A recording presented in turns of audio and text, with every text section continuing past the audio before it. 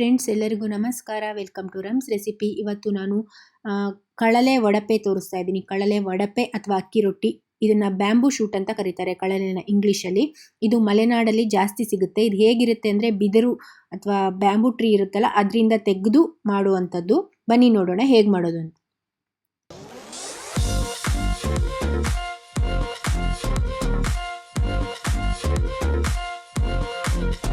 ಇದು ಬಿದಿರು ಅಂತಾರಲ್ಲ ಅಥವಾ ಬ್ಯಾಂಬೂ ಟ್ರೀ ಅಂತ ಕರೀತಾರಲ್ಲ, ಅದರೊಳಗೆ ಚಿಗುರು ಇರುತ್ತೆ, ಅದರಲ್ಲಿ ಸಿಗುವಂಥದ್ದು. ಹಾಗೆ ಇದನ್ನು ಹೇಗೆ ಉಪಯೋಗಿಸ್ಬೇಕು ಅಂತ ನಾನು ಕ್ವಿಕ್ ಆಗಿ ಹೇಳ್ತೀನಿ, ಆದರೆ ತುಂಬ ಇಂಪಾರ್ಟೆಂಟ್ ಇದು. ನೀವು 3 ದಿನ ನೀರಲ್ಲಿ ಚೆನ್ನಾಗಿ ನೆನೆಸ್ಬಿಟ್ಟು ಇದನ್ನ ಆಮೇಲೆ ಉಪಯೋಗಿಸ್ಬೇಕು. ನೀವು ಪ್ರತಿದಿನ ಮೊದಲನೇ ದಿನ, 2ನೇ ದಿನ, 3ನೇ ದಿನ 3 ದಿನನೂ ನೀವು ನೀರನ್ನು ಚೇಂಜ್ ಮಾಡಿ ಇದನ್ನ ನೆನೆಸಿಡ್ಬೇಕಾಗುತ್ತೆ.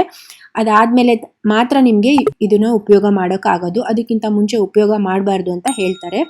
ಹಾಗೆ ಇದನ್ನ ನಾನು 3 ದಿನ ನೆನೆಸಿಟ್ಬಿಟ್ಟು ಕ್ಲೀನಾಗಿ ತೊಳೆದ್ಬಿಟ್ಟು ರೆಡಿ ಮಾಡಿ ಇಟ್ಕೊಂಡಿದ್ದೀನಿ. ಇವಾಗ ಇದನ್ನ ಚಿಕ್ಕದಾಗಿ ಕಟ್ ಮಾಡ್ಕೊಳ್ಳೋಣ. ನಾನು ಚಾಪರ್ ಯೂಸ್ ಮಾಡ್ತಾ ಇದ್ದೀನಿ ಕಟ್ ಮಾಡೋದಕ್ಕೆ. ನೀವು ಕೈಯಲ್ಲಿ ಕೂಡ ಹಾಗೆ ಚಿಕ್ಕದಾಗಿ ಕಟ್ ಮಾಡ್ಕೊಬೋದು. ಇದು ತುಂಬಾನೇ ರುಚಿಯಾಗಿರುತ್ತೆ. ನೀವು ಮಲೆನಾಡು ಕಡೆಯವರಾಗಿದ್ದರೆ ಮಳೆಗಾಲದ ಸೀಸನಲ್ಲಿ ಎಲ್ಲರ ಮನೇಲೂ ಮಾಡ್ತಾರೆ. ಇದರಿಂದ ಏನಾದರೂ ಒಂದು ರೆಸಿಪಿನ ಖಂಡಿತವಾಗಿಯೂ ಮಾಡ್ತಾರೆ. ಎಲ್ಲರಿಗೂ ತುಂಬ ಇಷ್ಟವಾಗುವಂಥ ಒಂದು ಐಟಮ್ ಅಂತ ಹೇಳ್ಬೋದು. ಇವಾಗ ನೋಡಿ, ಇದನ್ನು ಚಿಕ್ಕದಾಗಿ ಕಟ್ ಮಾಡ್ಕೊಂಡಿದ್ದೀನಿ ಚಾಪ್ ಮಾಡಿ. ನೀವು ಯಾವ ಥರ ಬೇಕಾದರೂ ಕಟ್ ಮಾಡ್ಕೊಬೋದು. ಚಿಕ್ಕದಾಗಿ ನಾನು ಹಾಕಿದ್ದೀನಿ ಅಷ್ಟೇ. ಇವಾಗ 1-2 ಈರುಳ್ಳಿ ತಗೊಂಡಿದ್ದೀನಿ, ಅದನ್ನು ಕೂಡ ಚಾಪ್ ಮಾಡ್ಕೊತಾ ಇದ್ದೀನಿ. ಇದನ್ನ ಕೂಡ ಸಣ್ಣದಾಗಿ ಈ ಥರ ಕಟ್ ಮಾಡ್ಕೊಂಡಿದ್ದೀನಿ. ಇದನ್ನ ಇವಾಗ ಇದಕ್ಕೆ ಮಿಕ್ಸ್ ಮಾಡ್ಕೊಳ್ಳೋಣ. ಹಾಗೆ ನೀವು ಇಲ್ಲಿ ಕಾಯಿ ತುರಿ ಬೇಕಾದರೂ ಹಾಕ್ಬೋದು ಅಥವಾ ಜೀರಿಗೆ ಕೂಡ ಬೇಕಾದರೂ ಹಾಕ್ಬೋದು. ಬಟ್ ನಾನು ಇಲ್ಲೇನು ಹಾಕ್ತಾ ಇಲ್ಲ. ಕರಿಬೇವಿನ ಎಲೆನ ಈ ಥರ ಚಿಕ್ಕದಾಗಿ ಕಟ್ ಮಾಡಿಬಿಟ್ಟು ಕೈಯಲ್ಲಿ ಹಾಕ್ತಾ ಇದ್ದೀನಿ. ಕಾಯಿ ತುರಿ ಹಾಕಿದ್ರೂ ತುಂಬ ರುಚಿಯಾಗುತ್ತೆ, ಅದನ್ನು ಕೂಡ ನೀವು ಹಾಕ್ಕೊಬೋದು. ರುಚಿಗೆ ತಕ್ಕಷ್ಟು ಉಪ್ಪು ಹಾಕ್ತಾ ಇದ್ದೀನಿ. ಹಾಗೆ ಸ್ವಲ್ಪ ಖಾರದ ಪುಡಿ. ನೀವು ಇಲ್ಲಿ ಖಾರದ ಪುಡಿ ಬೇಡ ಅಂದರೆ ನೀವು ಹಸಿಮೆಣಸಿನ ಚಿಕ್ಕದಾಗಿ ಕಟ್ ಮಾಡಿ ಕೂಡ ಹಾಕ್ಕೊಬೋದು. ಹಾಗೆ ಅಕ್ಕಿ ಹಿಟ್ಟು, 1 ಕಪ್ ಆಗೋಷ್ಟು ಅಕ್ಕಿ ಹಿಟ್ಟು ಯೂಸ್ ಮಾಡ್ತಾ ಇದ್ದೀನಿ. ಇದನ್ನು ಫಸ್ಟು ಚೆನ್ನಾಗಿ ಮಿಕ್ಸ್ ಮಾಡ್ಕೊಳ್ಳೋಣ. ಯಾಕಂದರೆ ಕಳಲೆಯಲ್ಲೂ ಸ್ವಲ್ಪ ನೀರಿನ ಅಂಶ ಇರುತ್ತೆ ಮತ್ತು ಈರುಳ್ಳಿಲೂ ನೀರಿನ ಅಂಶ ಇರುತ್ತೆ. ಹಾಗಾಗಿ ನಮಗೆ ಎಷ್ಟು ಹಿಟ್ಟು ಹೇಗೆ ಕಲಿಸ್ಕೊಬೇಕು ಅಂತ ಗೊತ್ತಾಗೋದಕ್ಕೋಸ್ಕರ ಮೊದಲು ಕಲಿಸ್ಕೊಬೇಕು. ಆಮೇಲೆ ನಾನಿಲ್ಲಿ ಮೊಸರು ಹಾಕ್ತಾ ಇದ್ದೀನಿ. ಇದನ್ನು ನೀರಿನಲ್ಲಿ ಕಲಸಿದ್ರೆ ಅಷ್ಟು ರುಚಿ ಬರಲ್ಲ. ಹಾಗಾಗಿ ಮೊಸರು ಅಥವಾ ಮಜ್ಜಿಗೆ ಇದ್ದರೆ ಅದರಲ್ಲಿ ಕಲಸಿದ್ರೆ ತುಂಬ ರುಚಿಯಾಗಿರುತ್ತೆ. ನಾನು ಮೊಸರು ಹಾಕ್ಬಿಟ್ಟು ಇದನ್ನು ಹದವಾಗಿ ಕಲಿಸ್ಕೊತಾ ಇದ್ದೀನಿ. ನೋಡಿ, ಈ ಥರ ಹದದಲ್ಲಿದ್ದರೆ ಸಾಕು. ನಿಮಗೆ ರೊಟ್ಟಿ ತಟ್ಟೋದಕ್ಕೆ ಬರಬೇಕು, ಅಷ್ಟು ಹದ ಇರಬೇಕು. ನೋಡಿ, ಈ ಕನ್ಸಿಸ್ಟೆನ್ಸಿ ಕರೆಕ್ಟಾಗಿದೆ. ಇದನ್ನು ಅರ್ಧ ಗಂಟೆ ಹೀಗೆ ನೆನೆಯೋದಕ್ಕೆ ಬಿಡ್ತೀನಿ. ಇವಾಗ ಅರ್ಧ ಗಂಟೆ ಆಗಿದೆ. ನಾನಿಲ್ಲಿ ಒಂದು ಬಟರ್ ಪೇಪರ್ ತಗೊಂಡಿದ್ದೀನಿ. ಇದ್ರ ಬದಲು ನೀವು ಬಾಳೆ ಎಲೆ ಕೂಡ ತಗೊಬೋದು. ನಿಮ್ಗೆ ಯಾವ ಥರ ರೊಟ್ಟಿ ತಟ್ಟೋದಕ್ಕೆ ಈಸಿನೋ ಆ ಥರ ತಗೊಳ್ಳಿ. ನಾನು ಈ ಬಟರ್ ಪೇಪರ್ನೇ ತೊಗೊಬೇಕು ಅಂತ ಹೇಳೋಲ್ಲ. ನನಗೆ ಕನ್ವೀನಿಯೆಂಟು ಬಟರ್ ಪೇಪರು, ಅದಕ್ಕೆ ನಾನು ಬಟರ್ ಪೇಪರ್ ತಗೊಂಡಿದ್ದೀನಿ. ನೀವು ಬಾಳೆ ಎಲೆಯಲ್ಲಿ ಮಾಡಿದರೆ ತುಂಬ ರುಚಿಯಾಗಿರುತ್ತೆ. ಸ್ವಲ್ಪ ಅದಕ್ಕೆ ಎಣ್ಣೆ ಸವರ್ಕೊತಾ ಇದ್ದೀನಿ.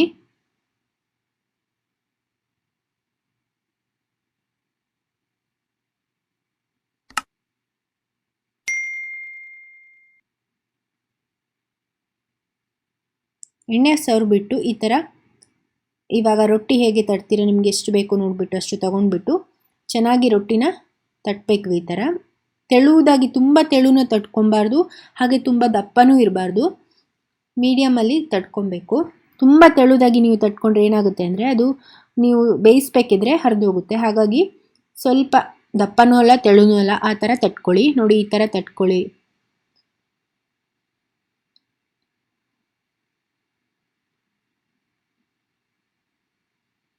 ಈ ಥರ ಇವಾಗ ತಟ್ಟಿ ರೆಡಿಯಾಗಿದೆ. ಈ ಥರ ಮಧ್ಯ 2 ಹೋಲ್ ಮಾಡೋದು ಕೆಲವರ ಸಂಪ್ರದಾಯ, ಹಾಗಾಗಿ ನಾನು ಮಾಡ್ತಾ ಇದ್ದೀನಿ ಅಷ್ಟೇ. ಎಲ್ಲರೂ ಮಾಡಲೇಬೇಕಂತಿಲ್ಲ. ಈಗ ಮೇಲೆ ನಾನು ಗಾರ್ನಿಷಿಂಗಿಗೋಸ್ಕರ ಮತ್ತೆ ಕಳಲೆ ಪೀಸ್ನ ಈ ಥರ ಇಡ್ತಾ ಇದ್ದೀನಿ. ಇದು ಆಪ್ಷನಲ್ಲು, ಈ ಥರನೂ ಮಾಡಲೇಬೇಕು ಅಂತ ಇಲ್ಲ. ಸ್ವಲ್ಪ ಚೆನ್ನಾಗಿ ಕಾಣಲಿ ಅಂತ ನಾನು ಈ ಥರ ಮಾಡ್ತಾ ಇದ್ದೀನಿ ಅಷ್ಟೇ. ಮೇಲ್ಗಡೆ ಚಿಕ್ಕದಾಗಿ ಸ್ಲೈಸಸ್ ಥರ ಮಾಡಿಬಿಟ್ಟು ಕಟ್ ಮಾಡಿ ಇಟ್ಕೊಂಡಿರೋದನ್ನ ಮೇಲೆ ಈ ಥರ ಗಾರ್ನಿಷ್ ಮಾಡ್ತಾ ಇದ್ದೀನಿ. ಇವಾಗ ಈ ಕಡೆ ಇನ್ನೊಂದು ತವಾಗೆ ನಾನು ಸ್ವಲ್ಪ ಬೆಣ್ಣೆ ಹಾಕ್ತಾ ಇದ್ದೀನಿ. ಬೆಣ್ಣೆ ಅಥವಾ ಎಣ್ಣೆ ಕೂಡ ಹಾಕ್ಕೊಬೋದು.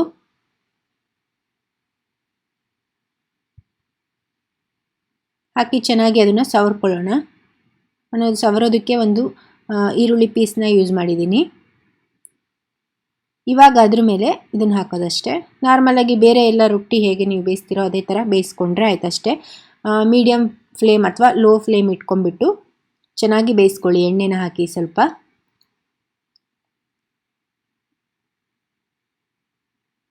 ಎರಡೂ ಬದಿ ಸ್ವಲ್ಪ ಚೆನ್ನಾಗಿ ಕೆಂಪಾಗೋ ಥರ, ಗೋಲ್ಡನ್ ಬ್ರೌನ್ ಅಂತಾರಲ್ಲ ಆ ಥರ ಚೆನ್ನಾಗಿ ಬೇಯಿಸ್ಕೊಂಡ್ರೆ ಆಯಿತು ಅಷ್ಟೇ.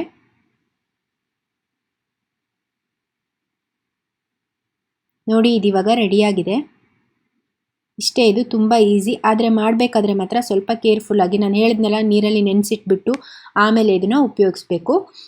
ಇಷ್ಟೇ ಈ ರೆಸಿಪಿ. ತುಂಬ ಈಸಿ ಹಾಗೂ ತುಂಬ ಟೇಸ್ಟಿಯಾಗಿರುತ್ತೆ. ನಿಮಗೆಲ್ಲ ಈ ರೆಸಿಪಿ ಇಷ್ಟ ಆಗಿದೆ ಅಂದ್ಕೊತೀನಿ. ಇಷ್ಟ ಆಗಿದ್ದರೆ ನಿಮ್ಮ ಫ್ರೆಂಡ್ಸ್ ಆ್ಯಂಡ್ ಫ್ಯಾಮಿಲಿ ಜೊತೆಗೆ ಇದನ್ನು ಶೇರ್ ಮಾಡಿ. ಹಾಗೆ ನನ್ನ ವಿಡಿಯೋ ಕೂಡ ಲೈಕ್ ಮಾಡಿ. ಯಾರಾದರೂ ಹೊಸದಾಗಿ ನನ್ನ ಚಾನಲ್ನ ನೋಡ್ತಾ ಇದ್ದರೆ ಚಾನಲ್ಗೆ ಸಬ್ಸ್ಕ್ರೈಬ್ ಆಗೋದನ್ನು ಮರಿಬೇಡಿ.